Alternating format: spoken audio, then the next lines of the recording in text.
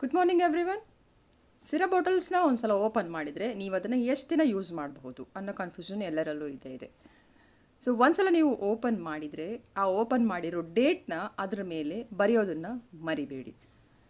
Open ಮಾಡಿದ ನಂತರ ಅದನ್ನು ಯೂಸ್ ಮಾಡಿದ ನಂತರ ಕ್ಯಾಪನ್ನು ಟೈಟಾಗಿ ಕ್ಲೋಸ್ ಮಾಡಿ ಅದನ್ನು ಕೂಲ್ ಆ್ಯಂಡ್ ಡ್ರೈ ಪ್ಲೇಸಲ್ಲಿ ಇಡೋದನ್ನು ಮರಿಬೇಡಿ. ಡೈರೆಕ್ಟ್ ಸನ್ಲೈಟ್ಗೆ ಅದು ಎಕ್ಸ್ಪೋಸ್ ಆಗಬಾರ್ದು, ಹೀಟ್ ಇರೋ ಜಾಗದಲ್ಲೂ ಕೂಡ ಅದು ಇರಬಾರ್ದು. ಹಾಗಿದ್ದಲ್ಲಿ ಮಾತ್ರ 1 ಮಂತ್ ಮ್ಯಾಕ್ಸಿಮಮ್ 1 ಮಂತ್ವರೆಗೆ ನೀವು ಆ ಸಿರಪ್ನ ಯೂಸ್ ಮಾಡಬಹುದು. ಅದರ ನಂತರ ಅದನ್ನು ಬಿಸಾಕ್ಬಿಡಿ.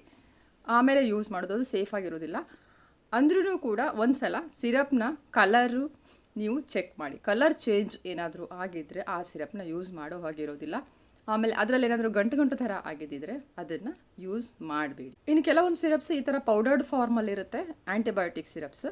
ಇದನ್ನು ನೀವು ರೀಕನ್ಸ್ಟಿಟ್ಯೂಟ್ ಆದಮೇಲೆ ಮ್ಯಾಕ್ಸಿಮಮ್ 7 to 10 ಡೇಸ್ ಅಷ್ಟು ಯೂಸ್ ಮಾಡ್ಬೋದು. ಅದರ ನಂತರ ಇದನ್ನು ಯೂಸ್ ಮಾಡೋ ಹಾಗೆ. ಐ ಡ್ರಾಪ್ಸ್ ಮತ್ತು ಆಯಿಂಟ್ಮೆಂಟ್ಸ್ ಎಷ್ಟು ದಿನ ಯೂಸ್ ಮಾಡ್ಬೋದು. ಐ ಡ್ರಾಪ್ ಓಪನ್ ಮಾಡಿರೋ ಡೇಟ್ ಅದರ ಮೇಲೆ ಮೆನ್ಷನ್ ಮಾಡಿಬಿಟ್ಟು 1 ಮಂತ್ಗಿಂತ ಜಾಸ್ತಿ ಇದನ್ನು ಯೂಸ್ ಮಾಡೋ ಹಾಗಿಲ್ಲ.